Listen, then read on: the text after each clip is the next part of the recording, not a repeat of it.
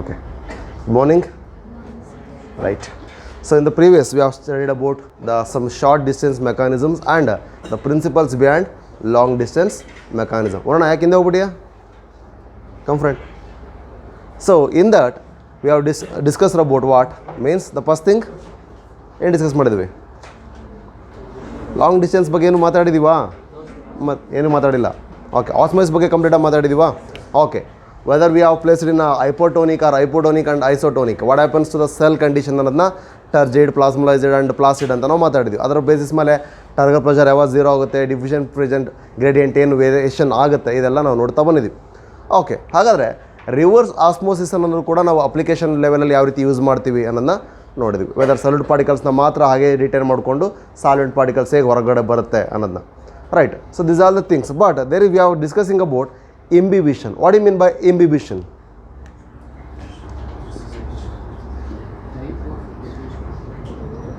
Yes, imbibition is one kind of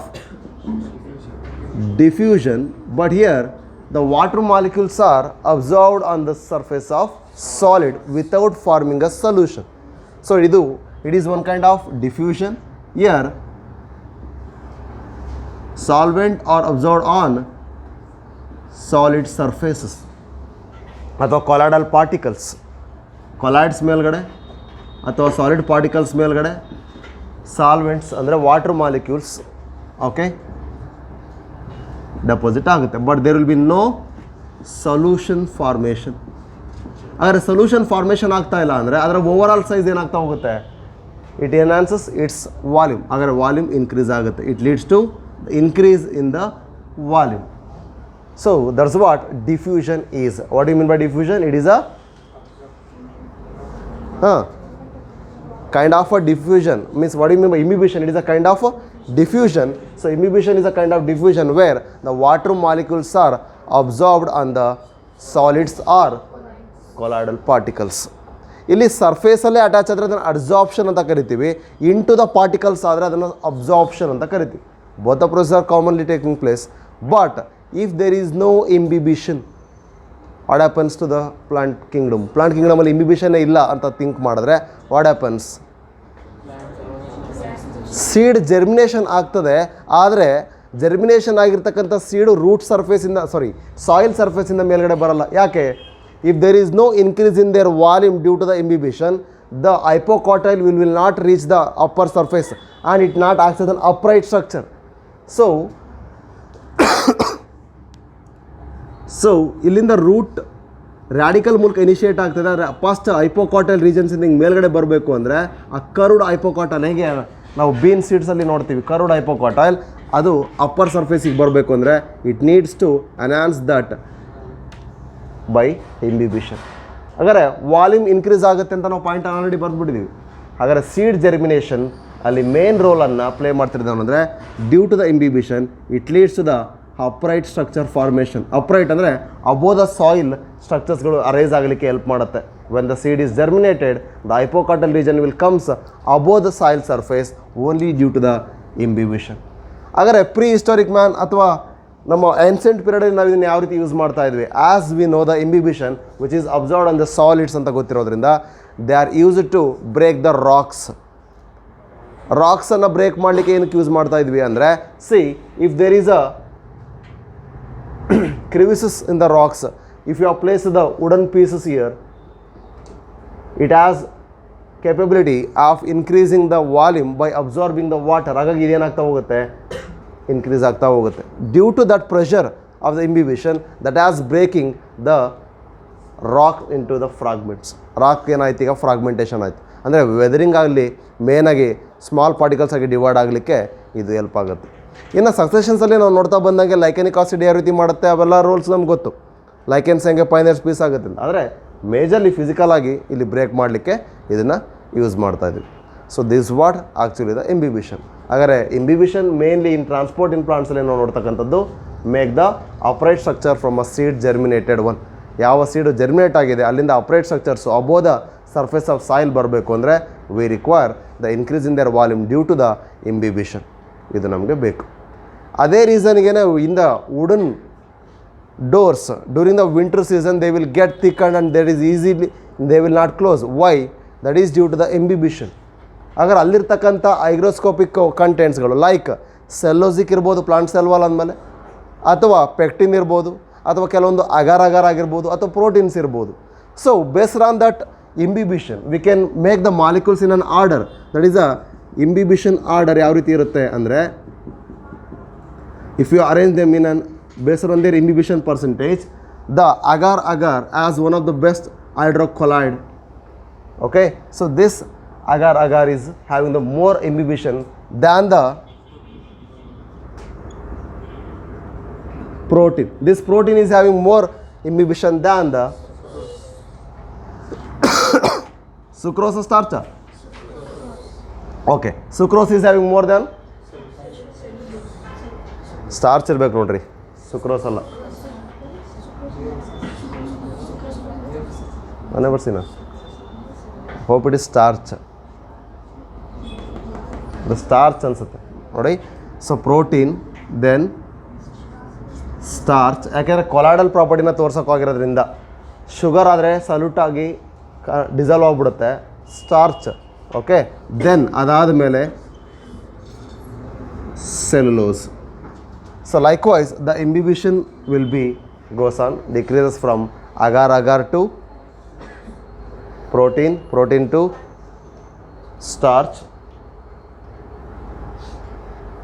okay, ಫ್ಯಾಟ್ಸಲ್ಲಿ water ಹೆಂಗೆ absorb ಆಗುತ್ತೆ? Lipid is not permeable to water molecules, ಹಾಗಾಗಲ್ಲ, absorb ಆಗಲ್ಲ. Okay, then starch, then it comes to cellulose. So this what the ಇಂಬಿಬಿಷನ್ percentage on based on we have classified them. So ಇಷ್ಟು ನಮಗೆ ಗೊತ್ತಿರಲಿ. So ಇದಿಷ್ಟು short ಡಿಸ್ಟೆನ್ಸಲ್ಲಿ ನೋಡ್ತೀವಿ. ಹಾಗಾದರೆ overall ಒಂದು ಪ್ಲಾಂಟನ್ನು ನೋಡಿದಾಗ ನಾವು ಬರೀ ಅರ್ಬ್ ಲೆವೆಲಿಗೆ ಥಿಂಕ್ ಮಾಡಿದ್ರೆ ಶಾರ್ಟ್ ಡಿಸ್ಟೆನ್ಸ್ ಓಕೆ ಆಗುತ್ತೆ. ಯಾಕೆಂದರೆ as we know the diffusion is between the cell or from the space to cell or inside the cell. That is very short distances. ಅದನ್ನು ನಮಗೆ ರಿಯಲೈಸ್ ಮಾಡ್ಲಿಕ್ಕೋಸ್ಕರ ಅದು ಯಾವ given one numerical condition. What is that ಅಂದರೆ the plant which is having the capacity of taking the water in 2.5 seconds, it can reach up to 50 micrometer by the diffusion ಅಂತ ಕೊಟ್ಟಿದ್ದಾರೆ. So by diffusion if A plant, a typical plant can take up the water up to the 50 micrometer within means in the 2.5 second duration. ಹಾಗಾದರೆ how long it will take for 1 meter, ಎಷ್ಟು duration ಬೇಕಾಗುತ್ತೆ ಅಂತ think ಮಾಡ್ತಾ ಹೋದರೆ it comes in years together. ಹಾಗಾಗಿ ಇಷ್ಟು slow process ಆದರೆ ಅದ್ರ ಲೈಫ್ ಟೈಮೇ ಹಾಳಾಗಿರುತ್ತೆ. ಯಾಕೆಂದರೆ for example paddy within 3 to 4 months we will have the crop with a complete harvesting ಕೂಡ ಮುಗಿದೋಗಿರುತ್ತೆ. ಅದಕ್ಕಿಂತ ಕಡಿಮೆ ಇರತಕ್ಕಂಥ ಕ್ರಾಪ್ ಪ್ಲಾಂಟ್ಸ್ಗಳು ಕೂಡ ನೋಡ್ತೀವಿ. ಹಾಗಾದ್ರೆ how that is taking the water ಅಂದರೆ that is not by diffusion, that is by there are some special mechanism which are exhibiting the long distance transport. ಹಾಗಾದರೆ long distance transport ಅಂದರೆ ಯಾವುದ್ರ ಮೂಲಕ ಆಗುತ್ತೆ? The long distance transport is not by diffusion. It is mainly based on the principle called, the principle behind the long distance is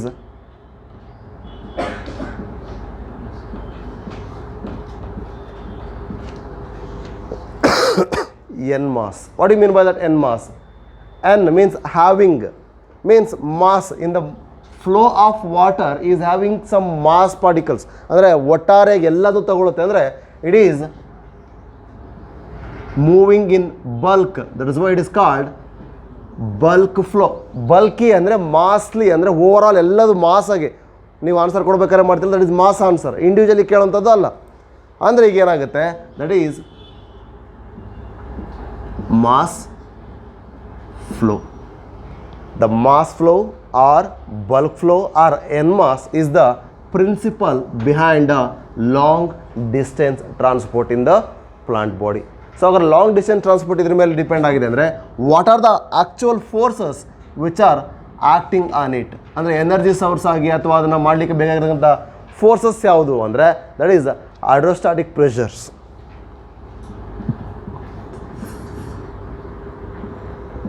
The hydrostatic pressure.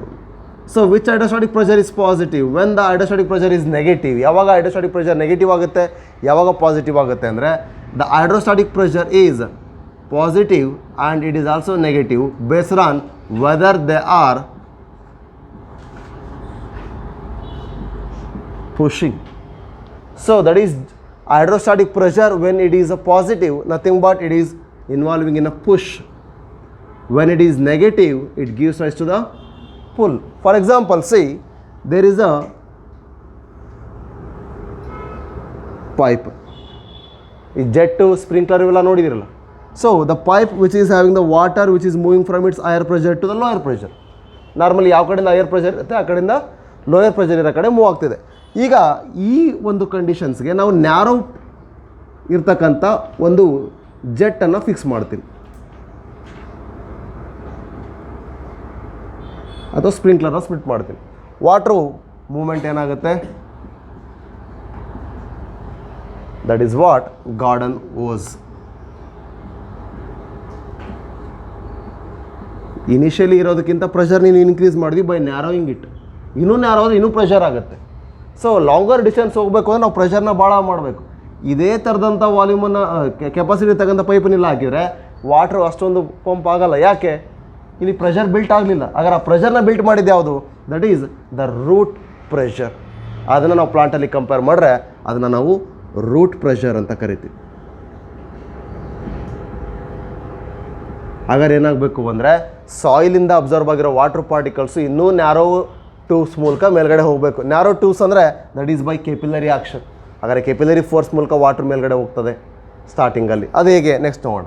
ಹಾಗಾದರೆ see the negative pull, positive push. ಹಾಗಾದರೆ push ಅನ್ನೋದಕ್ಕೆ normal physical example ಅಂದರೆ garden hose ಅಥವಾ sprinkler jet ಅಥವಾ ಅದನ್ನು ಕೊಟ್ಟಿವಿ. ಅದೇ ಪ್ಲಾಂಟಲ್ಲಿ ಯಾವುದರಿಂದ ಅರೈಸ್ ಆಗುತ್ತೆ ಅಂದರೆ ರೂಟ್ ಪ್ರೆಷರಿಂದ. ಇವೆಲ್ಲದ್ರ ಬಗ್ಗೆ ನಾವು ಮತ್ತೆ ನೋಡ್ತಾ ಹೋಗೋಣ ಏನೇನು ಹಿಂಗೆ ಅಂತ. ಹಾಗಾದರೆ pull that is what pulling force ಅಂದರೆ ದಟ್ ಈಸ್ ಸಕ್ಕಿಂಗ್ ಒನ್ ಅಲ್ವಾ. ಅಬ್ಸರ್ವ್ ಮಾಡ್ಕೊಳ್ತದೆ ಯಾವ ರೀತಿ ಸಕ್ ಮಾಡ್ತಾ ಇದೆ ಅಂದರೆ ಎಕ್ಸ್ಟ್ರಾ ಅಪ್ಲೈ ಮಾಡ್ತಾ. ಹಾಗೆ ನೆಗೆಟಿವ್ ಫೋರ್ಸ್ ಆಗಿದೆ that is the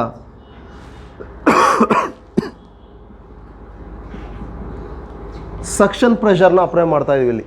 that is what the transpiration full.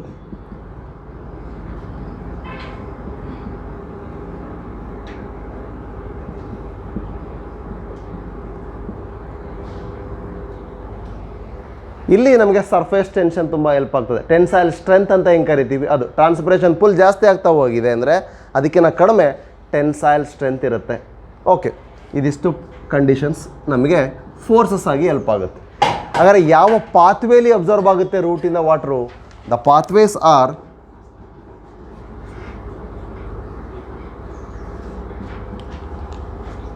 ಸಿಂಪ್ಲಾಸ್ಟ್ and ಅಪೋಪ್ಲಾಸ್ಟ್.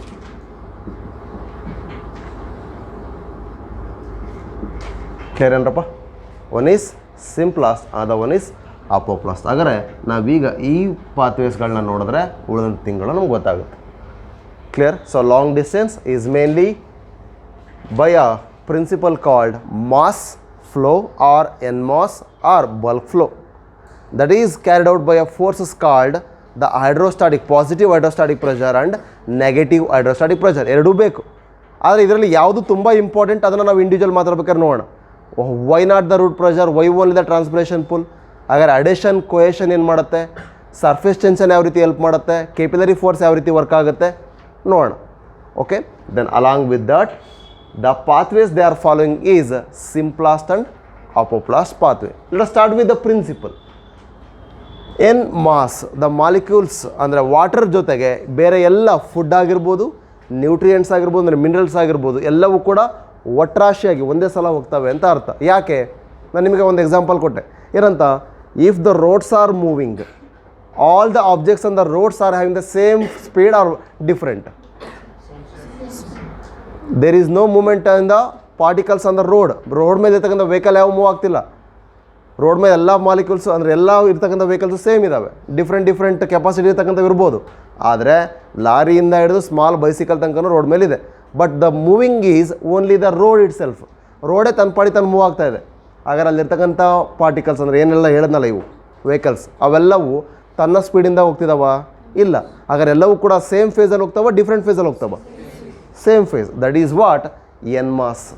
Here the water which is carried out is from its higher pressure to the lower pressure.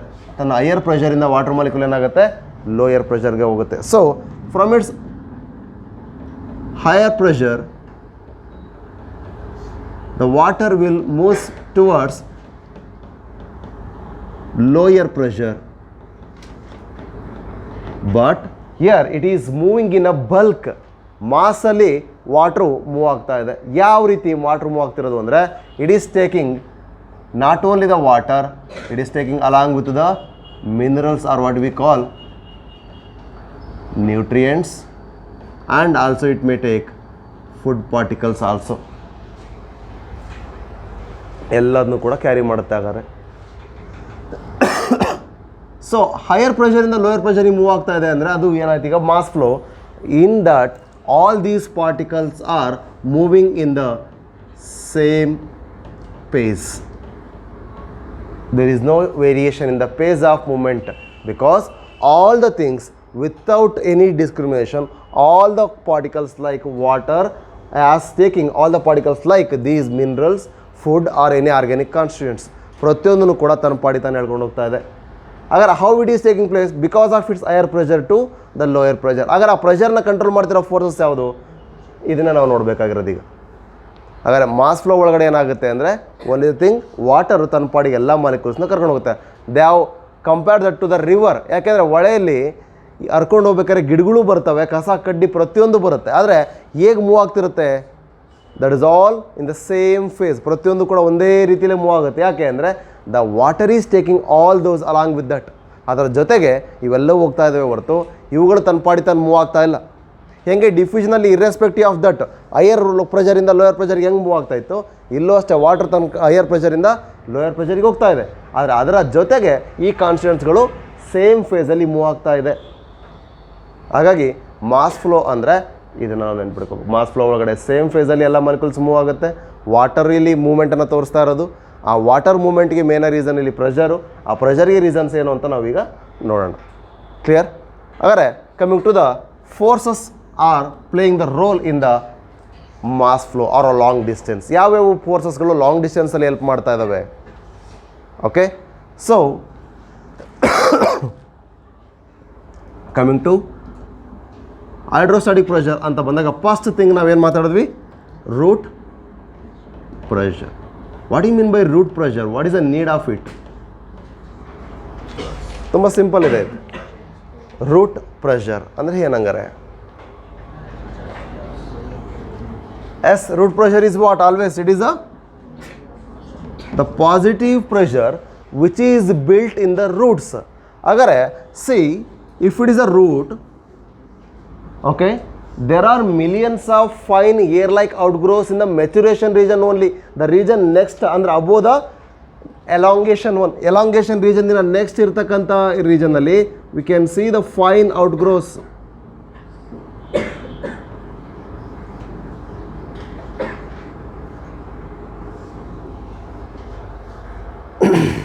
Clear?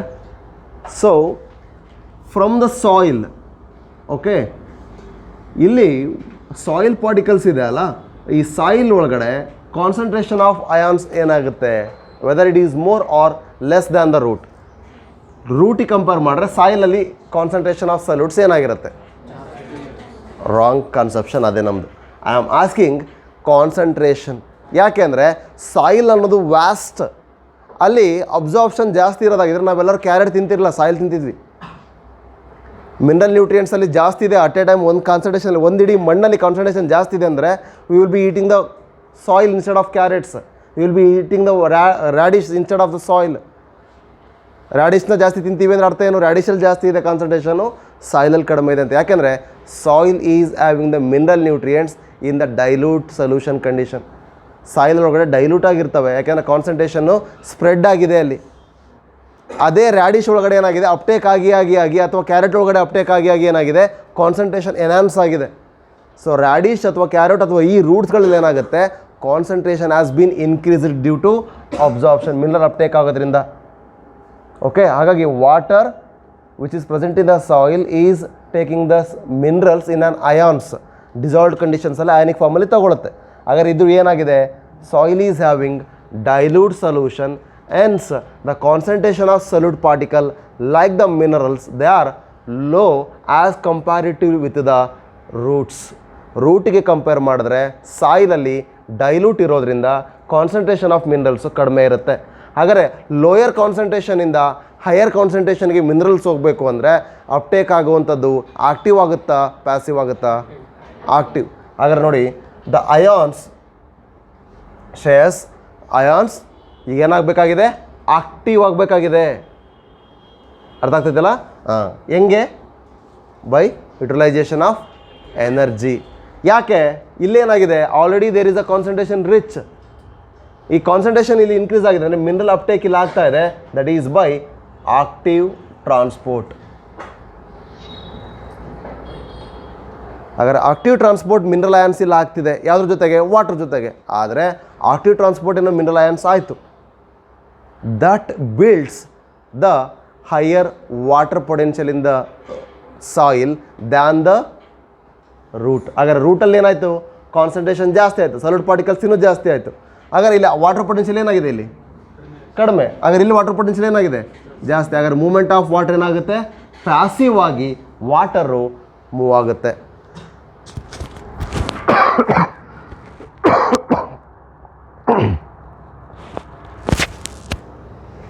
Okay, so water particles ಈಗ ಏನಾಗ್ತದೆ? They are moving passively. Water is usually taking place passively. ಹಾಗಾದರೆ ವಾಟರ್ಲಿ dissolve ಆಗಿರ್ತಕ್ಕಂಥ some minerals ಕೂಡ ಏನಾಗುತ್ತೆ? ಈಗ ಅವು passive ಆಗಿ ಅವು ಮೂವ್ ಆಗ್ತವೆ. ಹಾಗಾಗಿ ಇನಿಷಿಯಲಿ ಅಪ್ಟೇಕ್ ಆಗಬೇಕಾದ್ರೆ mineral ions, mineral nutrients actively transport ಆಗಲೇಬೇಕು. ಯಾವಾಗ ಅವು ಆಕ್ಟಿವ್ಲಿ ಟ್ರಾನ್ಸ್ಪೋರ್ಟ್ ಆಗ್ತವೆ ಅಲ್ಲಿ ಪ್ರೆಷರ್ನ ಕ್ರಿಯೇಟ್ ಮಾಡುತ್ತೆ. ಆ ಪ್ರೆಷರ್ ಏನಾಗುತ್ತೆ? ವಾಟರ್ ಪೊಟೆನ್ಷಿಯಲ್ ಮೂಲಕ ಸಾಯಿಲಿಂದ ವಾಟರ್ನ ರೂಟ್ ಏರ್ಸ್ ಮೂಲಕ ರೂಟ್ಗೆ ಕಳಿಸುತ್ತೆ. That is passively. ಹಾಗಾಗಿ ರೂಟ್ ಏರ್ಸ್ಗೆ ವಾಟರ್ ಎಂಟ್ರಿ ಆಯಿತು, ಅಲ್ಲಿಂದ root epidermis and ultimately vasculature ತನಕ ರೀಚ್ ಆಗುತ್ತೆ. ಅದೇನು ಅಂದರೆ ನಾವು ಪಾತ್ವೇಸ್ ನೋಡೋಣ. ಆದರೆ ಈ ಪಾತ್ವೇಸ್ಗೆ ಹೋಗೋಕ್ಕಿಂತ ಮೊದಲು ಇಲ್ಲಿ ಪ್ರೆಷರ್ ವೇರಿಯೇಷನ್ಸ್ ಹೆಂಗಾಗ್ತಿದೆ ಅಂದರೆ mineral ions which have taken place active uptake, active transport ಆಗ್ತಿದೆ ಉದಯ್. ಆಕ್ಟಿವ್ ಟ್ರಾನ್ಸ್ಪೋರ್ಟ್ ಆದಾಗ ಏನಾಯಿತು? ಇಲ್ಲಿನ ವಾಟರ್ ಪೊಟೆನ್ಷಿಯಲ್ಲು ಇಲ್ಲಿ ಕಂಪೇರ್ ಮಾಡಿದ್ರೆ ಇಲ್ಲಿ ಜಾಸ್ತಿ ಆಯಿತು, ಇಲ್ಲಿ ಕಡಿಮೆ ಆಯಿತು. Already it is dilute solution. ಅದರಲ್ಲೂ ಕೂಡ ಮಿನರಲ್ಸ್ ಅಪ್ಟೇಕ್ ಆಗಿದೆ, ಇನ್ನೂ ಕೂಡ ಡೈಲ್ಯೂಟ್ ಆಯಿತು. ವಾಟರ್ ಏನಾಗ್ತಾ ಹೋಯಿತು? ಪೊಟೆನ್ಷಿಯಲಿಟಿ ಇಲ್ಲಿ ಕಂಪೇರ್ ಮಾಡ್ರೆ, ರೂಟಿಗೆ ಕಂಪೇರ್ ಮಾಡ್ರೆ ಇಲ್ಲಿ ಜಾಸ್ತಿ ಆಯಿತು. ಹೈಯರ್ ವಾಟರ್ ಪೊಟೆನ್ಷಿಯಿಂದ ಲೋಯರ್ ವಾಟರ್ ಪೊಟೆನ್ಷಿಯಲಿ ಮೂವ್ಮೆಂಟ್ ಆಗಬೇಕು ಅಂದರೆ ಎನರ್ಜಿ ಬೇಕಾಗಿಲ್ಲ, ಈಸಿಲಿ ಪ್ಯಾಸಿವ್ ಆಗುತ್ತೆ. ಇದಾದ ನಂತರ ವಾಟ್ರಲ್ಲಿ ಡಿಸಾಲ್ವ್ ಆಗಿರೋ ನ್ಯೂಟ್ರಿಯೆಂಟ್ಸ್ ಇದಾವಲ್ಲ, ಮಿನರಲ್ಸ್, ಡಿಸಾಲ್ವ್ ಆಗಿರೋ ಮಿನರಲ್ಸು ಈಗ ಅವು ಏನಾಗ್ತವೆ? ಪ್ಯಾಸಿವ್ ಆಗಿ ಮೂವ್ ಆಗ್ತವೆ. ಕ್ಲಿಯರ್? ಹಾಗಾಗಿ mineral ions are having the both type of uptake. Both passive ಆಗು ಅಪ್ಟೇಕ್ ಆಗುತ್ತೆ, ಆಕ್ಟಿವ್ ಆಗು ಕೂಡ ಅಪ್ಟೇಕ್ ಆಗುತ್ತೆ. ಎರಡನ್ನೂ ಮೆನ್ಷನ್ ಮಾಡಿದೆ ನಮಗೆ ಎನ್ಸೆಟಲ್ಲಿ. ಸೊ ಇನಿಷಿಯಲಿ ಈ ಪ್ರೆಷರ್, ಹಾಗಾದರೆ which is made the root pressure, ಯಾವುದನ್ನು ಇನಿಷಿಯೇಟ್ ಮಾಡಿದ್ದು ರೂಟ್ ಪ್ರೆಷರ್ ಅಂದರೆ active absorption of mineral ions made the root pressure creation. ಹಾಗಾದ್ರೆ ಈಗ ರೂಟ್ ಪ್ರೆಷರ್ ಕ್ರಿಯೇಟ್ ಆಯಿತು. It is making the push. That is nothing but positive hydrostatic pressure. Okay, ಇದನ್ನು ನಾವು ಎಲ್ಲಿ ನೋಡ್ತೀವಿ ಅಂದರೆ when root pressure is seen ಅಂದರೆ when there is a less transpiration. Transpiration ಕಡಿಮೆ ಇದ್ದಾಗ ರೂಟ್ ಪ್ರೆಷರ್ ಯಾಕೆ ಜಾಸ್ತಿ ಆಗುತ್ತೆ ಸರ್ ಅಂದರೆ transpiration is leading to the loss of water in the form of vapour. But here vapour ಫಾರ್ಮಲ್ಲಿ loss ಆಗಿಲ್ಲ, transpiration less ಇದೆ. Due to the less transpiration, for example early morning or late evening, the temperature is less, light intensity is less, light duration can be minimized. So stomata is closed. Day ಟೈಮಲ್ಲಿ open ಇತ್ತು, ಈಗ stomata close ಆಗಿದೆ. ಈಗ ಏನಾಗುತ್ತೆ? The water is more deposited in the plant body but it requires to be get lost. ಅದು ಹೊರಗಡೆ ಹೋಗಬೇಕು. ನಾ ಅಬ್ಸರ್ವ್ ಆಗಿರೋದ್ರಲ್ಲಿ ನಮಗೆ 5% ಬೇಕು. Whatever the water which is absorbed by the plant through the roots is only utilised is 5%. ಇರೋ 100%ಅಲ್ಲಿ 5% ಏನಾಗುತ್ತೆ? Observe ಆಗುತ್ತೆ. ಉಳ್ಕಿದ್ದೆಲ್ಲ ವೇಸ್ಟ್. ಅಂದರೆ ಟ್ರಾನ್ಸ್ಪಿರೇಷನ್ ಮೂಲಕ ಆಗುತ್ತೆ. ಬಟ್ ಈಗ ಟ್ರಾನ್ಸ್ಪಿರೇಷನ್ ಆಗಿಲ್ಲ, ಅವಾಗೇನಾಗುತ್ತೆ? ಗಟೇಷನ್ ಆಗುತ್ತೆ. Guttation is nothing but loss of water in the form of droplet. ಹಾಗಾದ್ರೆ where does the guttation takes place? See, in the root epidermis there are small intercellular spaces below the means there is a cavity. This is called hydatodes. That is called water stomata ಅಂತ ಕೂಡ ಕರಿತೀವಿ. ಅಂದರೆ upper epidermis ಅಥವಾ whatever the epidermis ಅಂತ ಏನು ಕರಿತೀವಿ, ಆ ಎಪಿಡರ್ಮಿಸಿನಲ್ಲಿ ವಸಿಷ್ಠ there is a intercell spaces. ಆ ಇಂಟರ್ಸರ್ ಸ್ಪೇಸಿನ above there is a cavity. ಆ ಕ್ಯಾವಿಟಿಯ ಮೇಲ್ಗಡೆ ಇರತಕ್ಕಂಥ ಸ್ಪೇಸ್ ಏನು ಅಂದರೆ that opening is called water stomata. ಆ ವಾಟರ್ ಸ್ಟೊಮ್ಯಾಟಾಗೆ ಹೆಸರೇನಂತ ಕರಿತಾ ಇದ್ದೀವಿ ಅಂದರೆ that is hydathodes. These hydathodes are active during the late evening and early morning. ಹಾಗಾದ್ರೆ ಲೇಟ್ ಈವ್ನಿಂಗಲ್ಲಿ ಆ್ಯಂಡ್ ಅರ್ಲಿ ಮಾರ್ನಿಂಗಲ್ಲಿ ಇವುಗಳನ್ನ ನೋಡ್ತೀವಿ. See in a typical plant we can see the water loss in up to 100 ml per day. ಅಂದರೆ ಒಂದು over night ಅದನ್ನು ನಾವು ಗಟೇಷನಲ್ಲಿ ಅದನ್ನು ನೋಡಿದ್ದೀವಿ ಅಂದರೆ ಅದರ ಲಾಸ್ ಆಫ್ ವಾಟರ್ ಎಷ್ಟಾಗಿರುತ್ತೆ, 100 ml ಲಾಸ್ ಆಗಿರುತ್ತೆ. It is a typical one. ಹಾಗಾದರೆ ನಮಗೆ ಮೊರಾರ್ಲೆಸ್ ಟ್ರಾನ್ಸ್ಪಿರೇಷನ್ ಮೂಲಕ ಲಾಸ್ ಆಗುವಂಥದ್ದು ಏನಿತ್ತು ಅದನ್ನು ಅದು ಬ್ಯಾಲೆನ್ಸ್ ಮಾಡ್ತಾ ಇದೆ. ಇದನ್ನು ನಾವು ಬೆಸ್ಟ್ ಸ್ಟಡಿ ಮಾಡಬೇಕು ಅಂದರೆ you can take a calotropis plant where the leaves are arranged. We know that older leaves are the base or younger leaf for the tip. ಹಾಗಾದ್ರೆ ಈಗ ಓಲ್ಡರ್ ಲೀಫನ್ನು ನಾನು ಏನು ಮಾಡ್ತಾ ಇದ್ದೀನಿ, ರಿಮೂವ್ ಮಾಡ್ತಾ ಇದ್ದೀನಿ.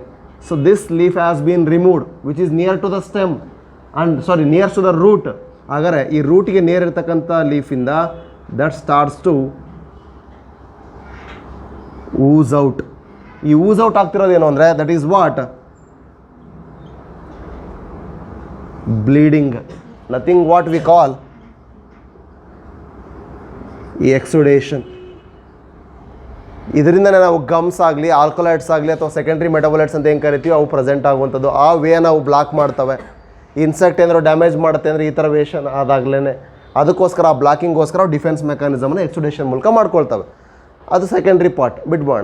ಹಾಗಾದರೆ ಈ ಎಕ್ಸುಡೇಷನ್ ಯಾಕಾಯಿತು, that is what the pressure which is built in the roots. That pressure is called root pressure.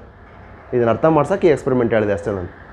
ಹಾಗಾದರೆ ರೂಟ್ ಪ್ರೆಷರಿಂದ ಬಂದಿದ್ದೇನಿದು ooze out, that is what exudation. ಹಾಗಾದರೆ ಅಲ್ಲಿ ಫಾರ್ ಎಕ್ಸಾಂಪಲ್ ಎಕ್ಕದ ಗಿಡದಲ್ಲಿ ನೀವು ಎಲೆ ಕಿತ್ತ ತಕ್ಷಣ ಮಿಲ್ಕಿ ವೀಡ್ ಬರುತ್ತೆ, ವೀಡಿ ಮಿಲ್ಕ್ ಬರುತ್ತೆ. ಏನದಂಗಾರೆ that is what the secondary metabolite. Cardiac arrest ಆಗುತ್ತೆ ಡೈರೆಕ್ಟಾಗಿ ಅಂತ ನಮ್ಗೆ ಗೊತ್ತು. ಹಾಗಾದರೆ what is that one, that is the plant secondary metabolite which has been exudated or eliminated or bleeded out of the plant due to the root pressure which is built. ಅದೇ upper ಲೀಫಲ್ಲಿ ನೋಡ್ರೆ ಕಡಿಮೆ ಬರುತ್ತೆ ನಮಗೆ, ಅದೇ lower ಲೀಫಲ್ಲಿ ಅಂದರೆ ಭಾಳಷ್ಟು ಬರುತ್ತೆ. ಯಾಕೆ, that pressure is more here than the upper one. ಬೇಕಾದ್ರೆ ಕಿತ್ತು ನೋಡಿ ಎರಡು ಅಟ್ ಎ ಟೈಮಲ್ಲಿ ಅಪ್ಪರ್ ಲೀಫು ಲೋಯರ್ ಲೀಫು ಯಾವುದಲ್ಲಿ ಜಾಸ್ತಿ ಕಂಟೆಂಟ್ ಬರುತ್ತೆ ಅಂತ ನೋಡ್ರೆ usually we are having the more exudation in the lower leaf which are near to the root. ಹಾಗಾಗಿ ರೂಟ್ ಪ್ರೆಷರು ಇಂಪಾರ್ಟೆಂಟಾಗಿ ವಾಟರ್ ಲಾಸನ್ನು ಇನ್ ಆಬ್ಸೆನ್ಸ್ ಆಫ್ ಟ್ರಾನ್ಸ್ಪಿರೇಷನ್ ಮಾಡಲಿಕ್ಕೆ ಬೇಕು. But what is the role in transportation sir? ಈಗ ನೀವು ಹೇಳಿದಾಗೆ transport ಬಗ್ಗೆ ಮಾತಾಡ್ತಿದ್ದೀವಿ, ಆದರೆ ಇಲ್ಲಿ ಎಕ್ಸುಡೇಷನ್ ಇವೆಲ್ಲ ನಮಗೇನು ಬೇಕಾಗಿಲ್ಲ. ಟ್ರಾನ್ಸ್ಪೋರ್ಟಲ್ಲಿ ರೋಲ್ ಏನು ಪ್ಲೇ ಮಾಡುತ್ತೆ, ರೈಟ್. ಹಾಗಾದ್ರೆ ವಾಟರ್ನ ಬ್ಯಾಲೆನ್ಸ್ ಮಾಡಿದ್ದು ಒಂದು, ಆದರೆ ಟ್ರಾನ್ಸ್ಪೋರ್ಟ್ ಮಾಡಲಿಕ್ಕೆ ರೂಟ್ ಪ್ರೆಷರ್ ತುಂಬ ಇಂಪಾರ್ಟೆಂಟ್. ಏನಕ್ಕೆ ಅಂದರೆ it builds the water channel, that is by the ಕೊಯೇಷನ್ಸ್. Water channel continuous ಆಗಿ ಫಾರ್ಮೇಷನ್ ಆಗೋದು ಅಂದರೆ ದಟ್ ಈಸ್ ಕೊಯೇಷನ್ ಅಂತ ಹೇಳಿದೆ. What is ಕೊಯೇಷನ್? The ಕೊಯೇಷನ್ is the mutual attraction between the two particles of the same one. ಎರಡು same particles ಮಧ್ಯದಲ್ಲಿ mutually bind ಆಗ್ತಕ್ಕಂಥದ್ರೆ water molecule ಇನ್ನೊಂದು water molecule ಜೊತೆ ಏನಾಗುತ್ತೆ, ಬೈಂಡ್ ಆಗುತ್ತೆ. ಕೋ ಅಂದರೆ mutually. Okay, that is what ಕೊಯೇಷನ್. ಹಾಗಾದ್ರೆ ಅಡೇಷನ್ ಅಂತ ಇನ್ನೊಂದು ಮಾತಾಡ್ತೀವಿ. What is that? Adhesion is if it is a xylem, ಹಾಗಾದ್ರೆ ಈ ಸರ್ಫೇಸಿಗೆ ಅಟ್ಯಾಚ್ ಆಗುತ್ತೆ water molecules. Cohesion and adhesion. So adhesion cohesion ಇಲ್ಲಿ ಮೇನ್ ರೋಲ್ ಪ್ಲೇ ಮಾಡ್ತಾ ಇದೆ. ಆ ರೂಟ್ ಪ್ರೆಷರ್ ಇನ್ನೂ ಎನ್ಹಾನ್ಸ್ ಆಗಬೇಕು ಅಂದರೆ there is a narrow tube like structure called what we call the xylem vessels ಮತ್ತು ಟ್ರೇಕಿಯಾಸ್ ಮಾತಾಡ್ತೀವಲ್ಲ, ಇಲ್ಲಿ ನ್ಯಾರೋ ಟ್ಯೂಬ್ ಏನು ಮಾಡುತ್ತೆ, ಕೆಪಿಲರಿ ಫೋರ್ಸಿಂದ ವಾಟರ್ನ ತನ್ನ ಲೋಯರ್ ಲೆವೆಲಿಂದ ಹೈಯರ್ ಲೆವೆಲ್ಗೆ ಪುಷ್ ಮಾಡುತ್ತೆ. ನಾರ್ಮಲಿ ಒಂದು ಕೆಪಿಲರಿ ಟ್ಯೂಬನ್ನು ಇಟ್ಟು ನೋಡಿ, ಆ ವಾಟರ್ ಲೆವೆಲ್ ಬೀಕರಲ್ಲಿ ಇರೋದಕ್ಕಿಂತ ಹೈಯರ್ ಲೆವೆಲ್ಗೆ ಇದು ರೀಚ್ ಆಗುತ್ತೆ. ಯಾಕೆ? That is what the capillary action built by that tube. ಅದೇ ಥರ ಇಲ್ಲಿ ಕೆಪಿಲರಿ ಆಕ್ಷನ್ ಮೂಲಕ ವಾಟರ್ ಮಾಲಿಕ್ಯೂಲ್ಸ್ ಹೈಯರ್ ಲೆವೆಲ್ಗೆ ಹೋಗುತ್ತೆ. During that there is an water molecules which will extend their surface. Higher ಲೆವೆಲಿಗೆ ಹೋಗ್ತಾ ಹೋಗ್ತಾ ಹೋಗ್ತಾ ಏನು ಮಾಡ್ತವೆ, ತನ್ನ ಸರ್ಫೇಸ್ಗಳನ್ನ ಎನ್ಹಾನ್ಸ್ ಮಾಡ್ತಾ ಬರ್ತವೆ. ಆಲ್ರೆಡಿ ಅದಕ್ಕೆ ಕೊಯೇಷನ್ ಇದೆ, ಮ್ಯೂಚುವಲಿ ಅಟ್ರಾಕ್ಟ್ ಆಗ್ತವೆ. ಅಡೇಷನ್ ಇದೆ, ಆ ವಾಲಿನ ಸರ್ಫೇಸಿಗೂ ಅಟ್ಯಾಚ್ ಆಗುತ್ತೆ. ಆ್ಯಂಡ್ ಸರ್ಫೇಸ್ ಟೆನ್ಷನ್ ಇನ್ಕ್ರೀಸ್ ಆಗ್ತಾ ಹೋದಾಗೆ ಅಲ್ಲೇನಾಗ್ತಾ ಹೋಗುತ್ತೆ, ಅದು ಸರ್ಫೇಸ್ಗಳು ಇನ್ಕ್ರೀಸ್ ಆಗ್ತಾ ಹೋಗುತ್ತೆ. ಆದರೆ ಟ್ರಾನ್ಸ್ಪಿರೇಷನ್ ಪುಲ್ ಜಾಸ್ತಿ ಯಾವಾಗಲೂ ಇರುತ್ತೆ, ಟೆನ್ಸೈಲ್ ಸ್ಟ್ರೆಂತ್ ಅದಕ್ಕಿಂತ ಕಡಿಮೆ ಇರುತ್ತೆ. Transpiration pull is greater than tensile strength. ಇದು ಗೊತ್ತಿರಲಿ, ಇಟ್ ಈಸ್ ಎಕ್ಸ್ಟ್ರಾ, ಬಟ್ ಬೇರೆ ಕಡೆ ಅರ್ಥ ಮಾಡ್ಕೊಳಕ್ಕೆ ಈಸಿಯಾಗಿ ಗೊತ್ತಾಗುತ್ತೆ.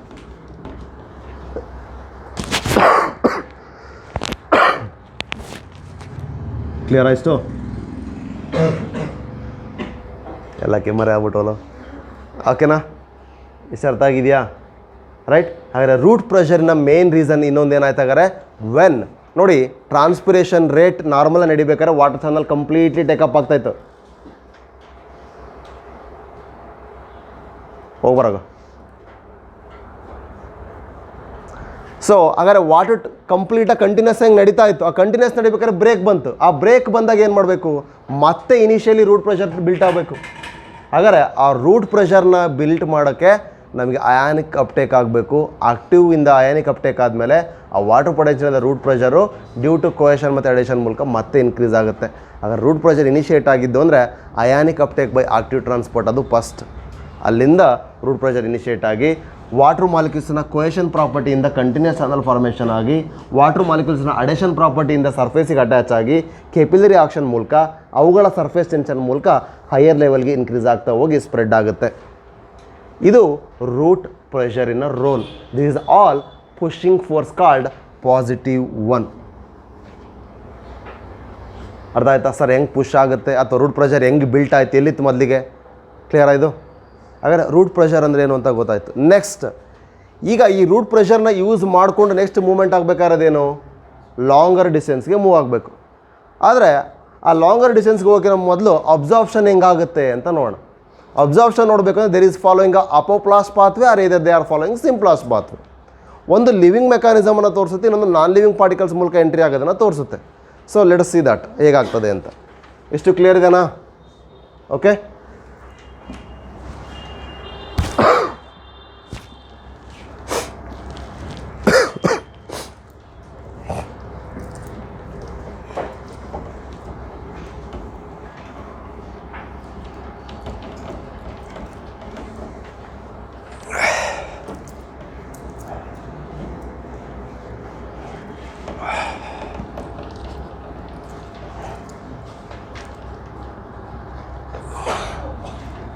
So pathway it is following. That is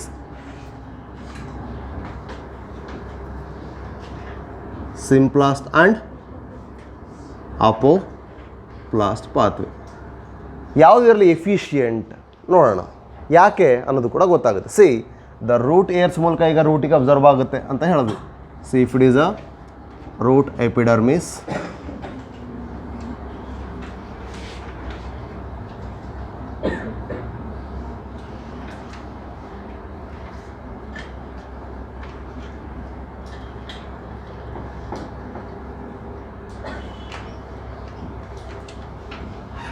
right. So assume it as having epiblema or epidermis, and then it is cortex, and it is endodermis. This is pericycle and the xylem. Here we can find the root hairs,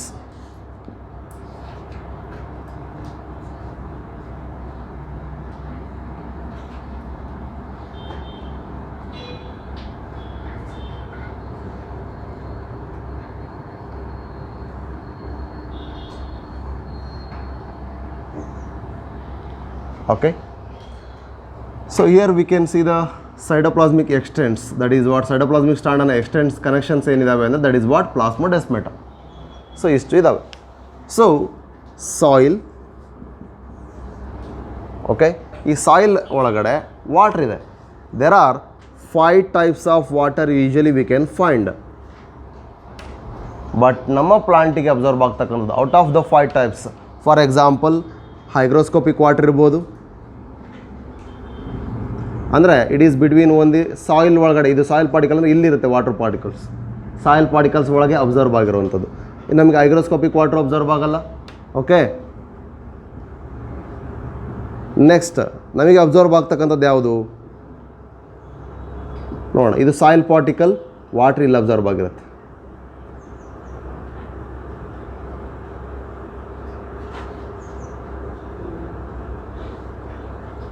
ಕಾಣಿಸಿದೆಯಲ್ಲ?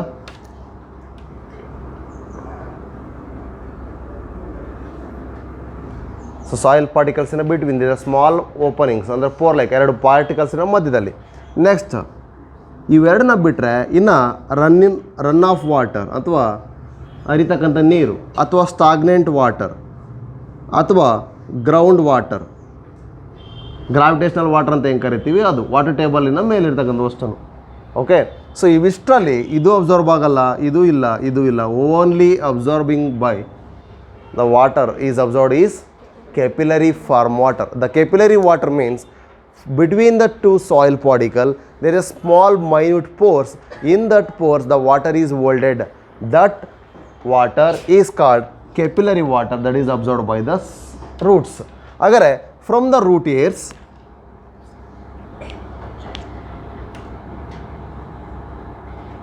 okay, from the root hairs it reaches the epidermis and then it reaches cortex, cortex to endodermis, endodermis to pericycle, pericycle to this pathway is symplast pathway. The green arrow shows here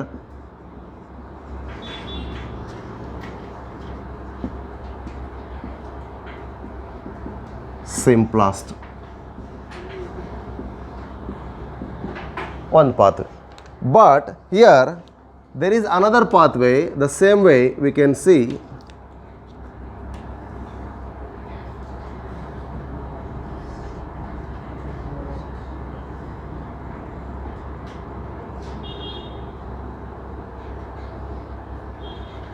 in an mature plants, not in young plants. ಯಾಕಂದರೆ young ಪ್ಲಾಂಟ್ಸಲ್ಲಿ suberin may not get highly deposited. Young ಪ್ಲಾಂಟ್ಸಲ್ಲಿ ಅಷ್ಟೊಂದಿರಲ್ಲ, ಹಾಗಾಗಿ easily ಅದು ಪಾತ್ವೆಯನ್ನು follow up ಮಾಡುತ್ತೆ. ಆದರೆ ಇನ್ನು mature plants there is a thick deposition of impervious to the water called, the chemical component is suberin, that is called the strip like arrangement called Casparian strips. ಏನಾಯ್ತು Vinata? So this suberin is impermeable to water. ಹಾಗಾದರೆ suberin deposition ಇಲ್ಲಿ ಏನಾಗಿದೆ? ಎಂಡೋಡರ್ಮಿಸಲ್ ಆಗಿದೆ. ಹಾಗಾದರೆ what happens here? Till means from the soil through the root hairs it has entered the root epidermis, nothing but epiblema, and then to the cortex, and then endodermis till they reach the Casparian strips. There is no barrier because the red arrow which is showing here is apoplast pathway. So apoplast pathway is always takes place between intercellular space, nothing but it may takes place between the cell walls of two neighbor cellina ಮಧ್ಯದಲ್ಲಿ ಆಗಬಹುದು. that is what neighboring cell walls, neighbor cell walls ಇನ ಮಧ್ಯದಲ್ಲಿ ಆಗುತ್ತೆ.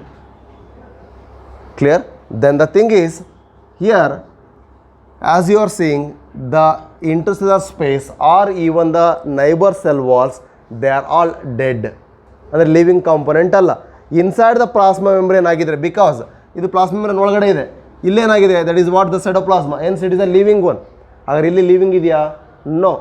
And ultimately till they get Casparian strips in the endodermis, the water channel is without any barrier. There is no barriers. It is showing the continuous flow till Casparian strips are found on the endodermis. Agar next what happens? See, the Casparian strips are not so appeared as thick in all even deposition. There is a uneven deposition of Casparian strips. Hence, there is some regions where they are having a uneven deposition of the suberin, and that uneven means less deposited suberin points. The water enters into the symplast pathway. From symplast pathway, water from endodermis to pericycle it will enters. But again, from pericycle to xylem, it will follows the apoplast pathway because xylem vessels are tracheids, they are non-living.